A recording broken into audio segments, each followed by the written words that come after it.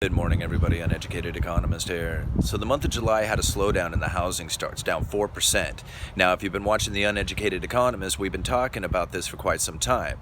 I said when the mill closures started taking place and the price of lumber's dropped out, that the new building materials is an indicator of where we are in the new construction market. There's an obvious slowdown taking place. Now, if you look at the lumber future prices, they've dropped from $650 all the way down to $300 per thousand. Now they're up around $350. They bounced from $350, $370 on the higher end, but they really have not even come close to their all-time high last year of $650 per thousand. And when they are down this low and mills were used to selling lumber at $650 per thousand, mills all over the British Columbia area started shutting down, and there was quite a few of them that announced curtailments, and then they actually announced the permanent closures. Even here in the United States, we saw some OSB mills back east that were talking about curtailing development of some of their OSB products, which is like a sheathing that goes on the outside of a new construction building.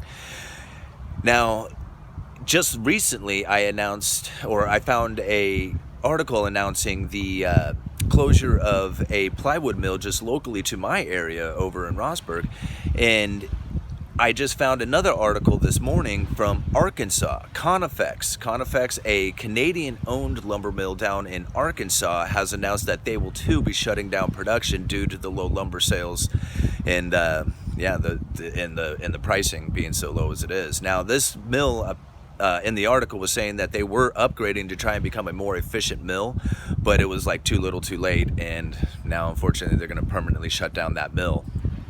Sad story for those guys. 90 employees worked at that mill. So yeah, you got to keep an eye on these things. Nobody's talking about the mills. Nobody's looking at the lumber sales. That's where you have to look for the new housing starts. If you want to see what's going on ahead of time, that's where it's happening, because that's the material that goes into the new buildings.